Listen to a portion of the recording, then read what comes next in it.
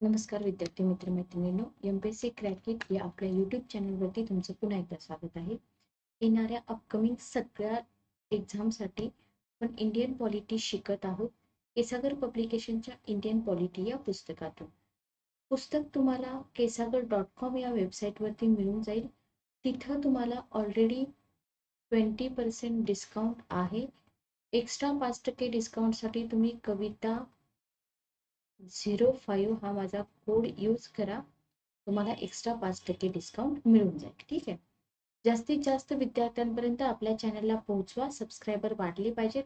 तर जेवढे विद्यार्थी लेक्चर बघतायत आपल्या चॅनलवरचे, तर एक रिक्वेस्ट आहे प्रत्येक विद्यार्थ्यांना की ॲटलिस्ट तुमच्या 10 मित्रमैत्रिणींना, प्रत्येक विद्यार्थ्यांनी 10 जरी मैत्रिणींना लेक्चर शेअर केले तर आपल्या चॅनलचे सबस्क्रायबर वाढतील. जेव्हा आपले सबस्क्रायबर वाढतील तेव्हा तुमची PYQ बॅच चालू होईल. त्याच्यानंतर लाईव्ह लेक्चर चालू होतील.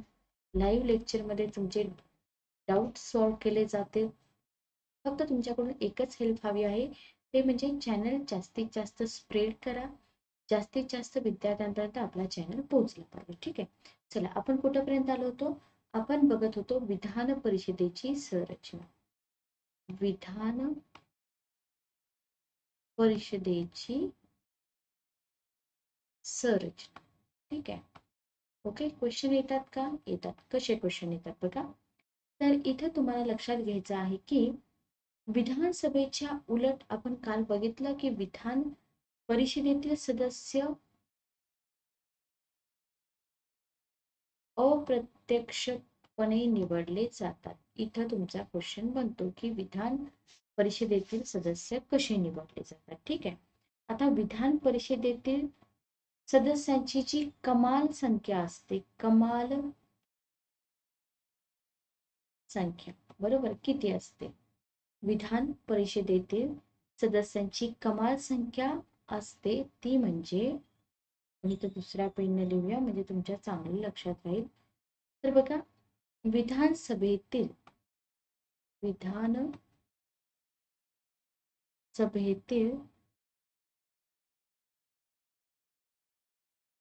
विधानसभेतील सदस्य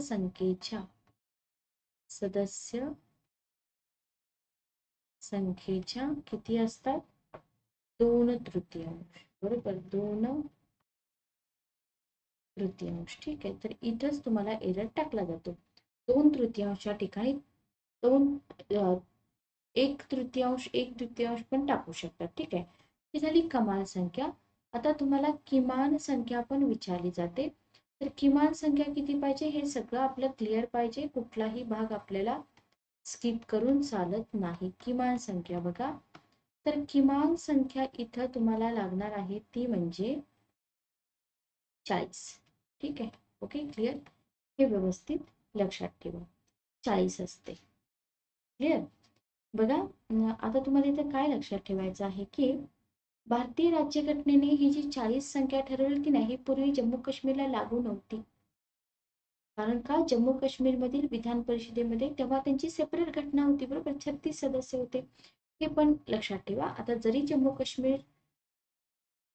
काश्मीरचं विशेष राज्य हा दर्जा संपला असता तरी प्रिव्हियस तिथं काय होतं हे तुम्हाला लक्षात ठेवायला पाहिजे. ठीक आहे. म्हणजे तुम्ही काय म्हणू शकता, जर समजा याच्यावरून तुम्हाला एक गोष्ट लक्षात येते. कोणती गोष्ट लक्षात येते?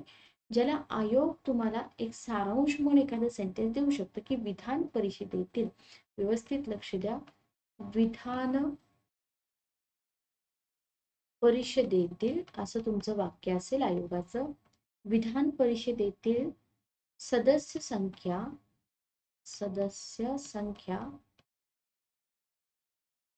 संबंधित राज्याच्या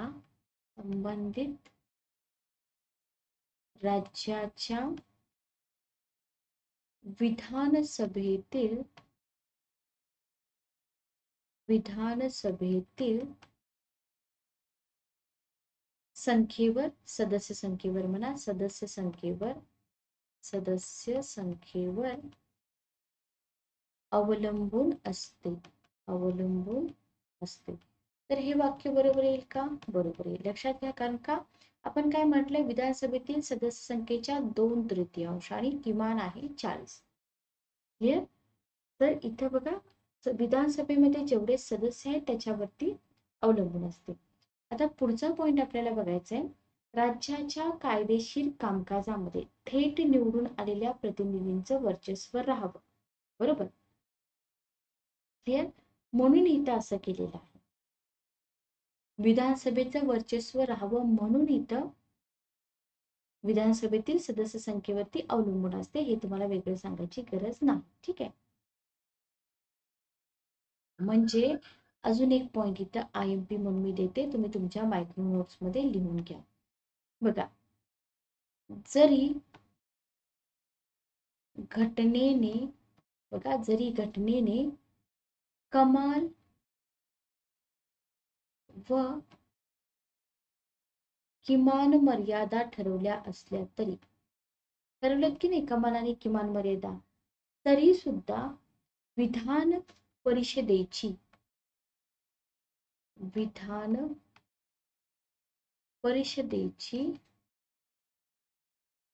प्रत्यक्ष सदस्य संख्या कोण ठरवतं? प्रत्यक्ष सदस्य संख्या, इथला शब्द खूप महत्वाचा आहे, संसद ठरवते. हा पॉइंट तुम्हाला आयोगाकडून 100% विचारला जातो. लक्षात, 100% विचारला जातो. ठीक आहे की जरी घटनेनं कमाल आणि किमान मर्यादा ठरवून दिल्या असल्या तरी विधान परिषदेची प्रत्यक्ष सदस्य संख्या कोण ठरवतं? संसद ठरवते. ओके, आय होप तुम्हाला इथपर्यंत समजलं असेल. याच्यानंतर वारंवार क्वेश्चन आलेला एक पॉइंट म्हणजे निवडणुकीची पद्धत.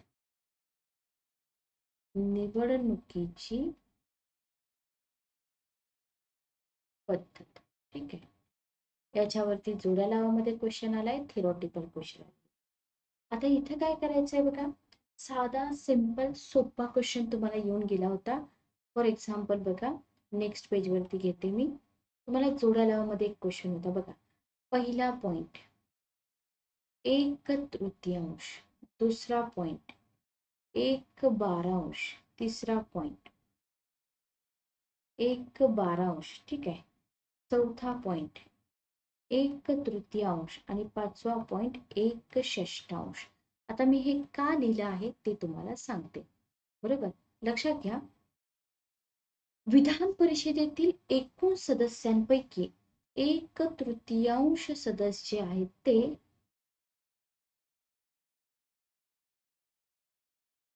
नगरपालिका, जिल्हा बोर्ड, ठीक आहे, यांच्यासारख्या, एक तुम्हाला नगरपालिका जिल्हा बोर्ड न देता काय देतील माहिती का, स्थानिक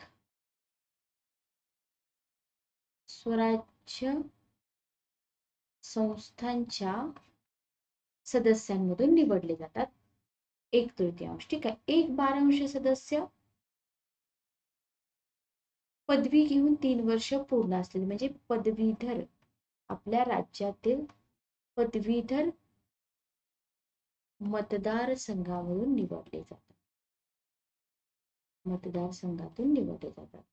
त्याच्यानंतर पुन्हा 1/12 आहेत बघा, ते शिक्षक मतदारसंघातून. ठीक आहे, 3 वर्ष शिक्षक म्हणून काम केलं पाहिजे, शिक्षक मतदारसंघातून निवडले जातात. ठीक आहे, आणि 1/3 सदस्यांची निवड राज्यातील विधानसभा सदस्य.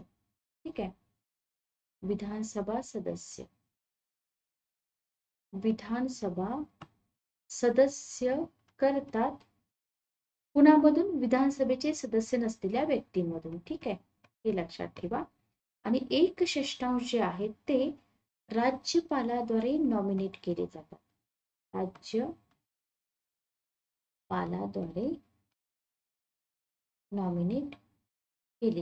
ठीक आहे, ओके. मग राज्यपालाद्वारे इथे 1/6 मध्ये तुम्हाला ओरली सांगते मी, साहित्य, विज्ञान, कला, सहकारी चळवळ, समाजसेवा या क्षेत्रातील विशेष ज्ञान किंवा प्रत्यक्ष अनुभव ज्यांना असतो ना, अशा लोकांना इथं राज्यपाल नॉमिनेट करतात. क्लिअर? समजलं का बघा इथपर्यंत? म्हणजे विधान परिषदेच्या एकूण सदस्यांपैकी किती झाले हे सगळे मिळून 5/6 सदस्य. आता पुढचा पॉइंट आहे ज्याच्यावरती आयोगाने अजूनपर्यंत क्वेश्चन विचारला नाही, पण विचारला जाऊ शकतो. काय येणार वाक्य तुम्हाला? विधान परिषदेच्या, व्यवस्थित लक्षात घ्या, विधान परिषदेच्या एकूण सदस्यांपैकी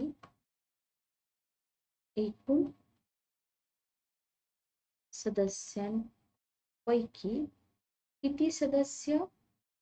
एकूण सदस्यांपैकी 5/6. 5/6 याच्यावरती येऊ शकतो क्वेश्चन. तर हे 5/6 सदस्य जे आहेत ना, तर हे 5/6 सदस्य अप्रत्यक्षरित्या काय केले जातात? निवडले जातात. ठीक आहे, व्हेरी व्हेरी इम्पॉर्टंट, निवडले जातात. क्लिअर? चला, आणि 1/6 सदस्य ते काय अवघड नाहीये. 1/6 सदस्य राज्यपाल नॉमिनेट करतात. राज्यपाल नाम निर्देशित करतात. दोन्ही पॉइंट वरती आयोग क्वेश्चन विचारू शकतो. ठीक आहे, ओके, क्लिअर?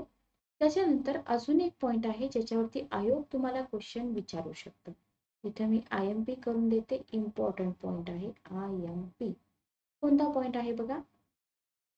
तर पॉइंट असा आहे की निवडून येणाऱ्या सदस्यांची, बघा, निवडून येणाऱ्या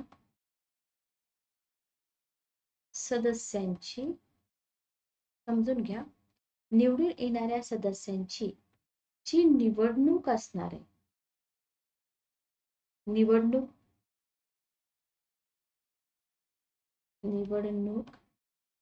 कशी होते? अप्रत्यक्ष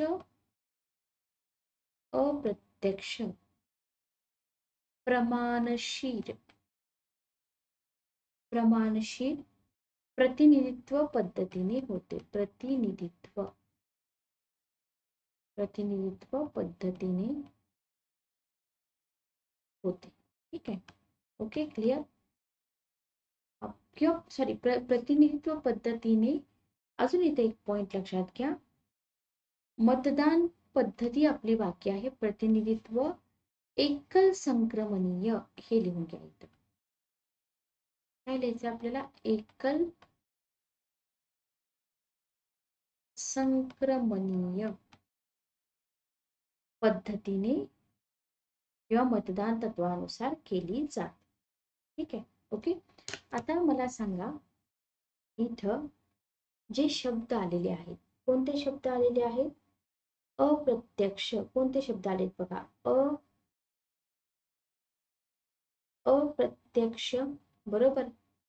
प्रमाणशीर, एकल संक्रमणीय, बरोबर. एकल संक्रमणीय. तर याचा काय अर्थ होतो?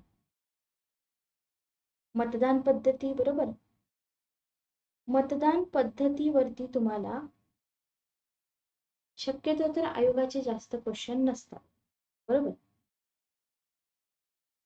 Okay, clear?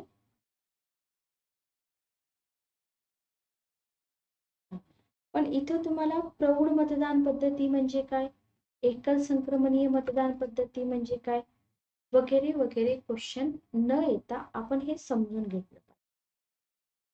क्लिअर? लक्षात येते का बघा? मग तुम्ही म्हणाल की मॅडम याच्यावरती आपल्याला फॅक्च्युअल क्वेश्चन येत नाहीत का? लक्षात घ्या, इथं तुम्हाला एकल संक्रमणीय पद्धत जर समजली,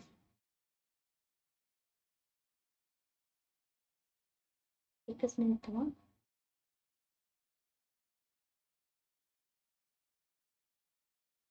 तर काय होईल माहिती का? आपल्याला हे काय म्हणतात त्याला, एक सॅटिस्फॅक्शन मिळेल की हा टॉपिक जो आहे आपण व्यवस्थित शिकलेलो आहे. ठीक आहे, बरोबर. प्रमाणशीर प्रतिनिधित्व बघा, प्रमाणशीर प्रतिनिधित्व जे आहे ना, हे एक आधुनिक मतदान पद्धती आहे. ठीक आहे, त्याच्यामध्ये राष्ट्रातील विविध मतप्रवाहांना काय केलं जातं, त्याच्या संख्येच्या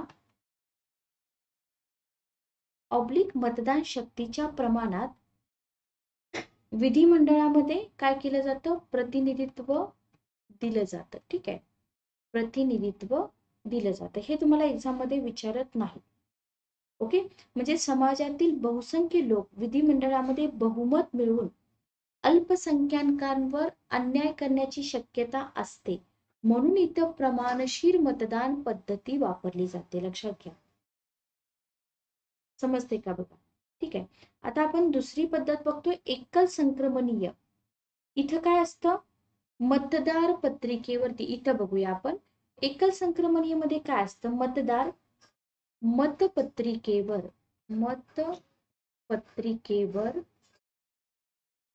उमेदवाराच्या नावापुढे काय करतात, पसंती क्रम देतात.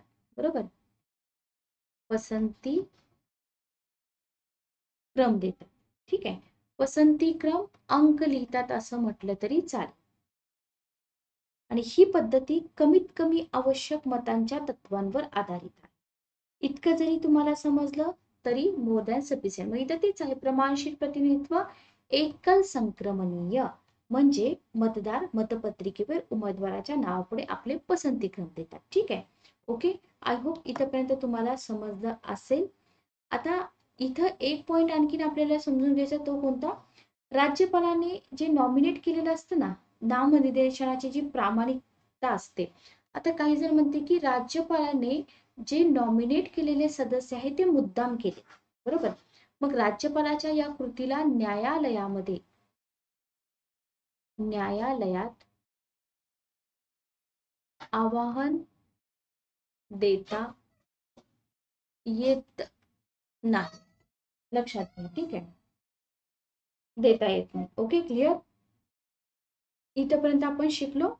तर आज आपण बघितलेलं आहे विधान परिषदेची संरचना आणि निवडणुकीची पद्धत. पुढचा भाग आपण नेक्स्ट लेक्चर मध्ये कंटिन्यू करूया. Good day, take care.